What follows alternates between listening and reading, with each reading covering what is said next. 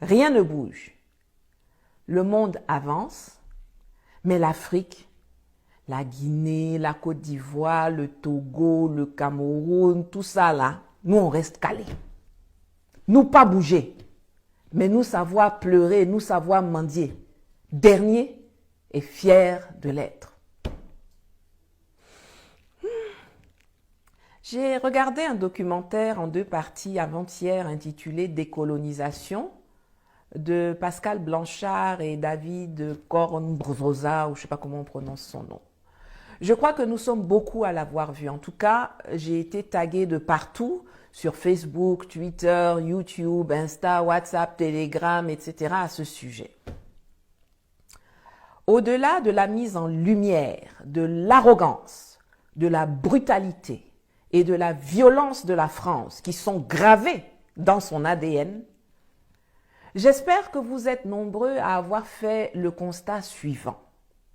La France a sévi au Maghreb, en Afrique subsaharienne, en Asie, en Amérique, en Océanie. Mais c'est seulement en Afrique subsaharienne, chez nous là, que nous sommes encore couchés aujourd'hui, enchaînés, en attente du bon vouloir du colon à nous libérer. Les autres se sont levés. Ils se sont mis debout. Ils ont combattu avec acharnement et ont obtenu leur indépendance dans le sang, dans les armes, dans les larmes, mais aussi pour de vrai. Aujourd'hui, le Maroc est sorti de la zone franc et il a sa monnaie, le dirham.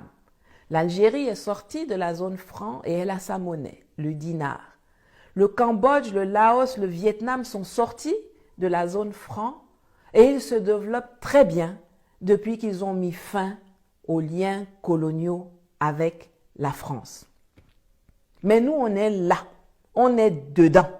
Et on pense que si on demande gentiment, ils vont nous laisser sortir. Mais la liberté ne s'octroie pas. La liberté s'arrache. Et le temps du dialogue est terminé.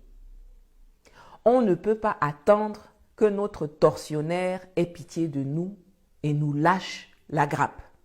La France ne le fera jamais. Car sans l'Afrique, ces gens-là dégringoleront encore plus bas qu'ils ne le sont déjà aujourd'hui. Vous ne voyez pas comment, malgré des résolutions de 1979, 1980, ils s'agrippent aux îles éparses qui appartiennent à Madagascar.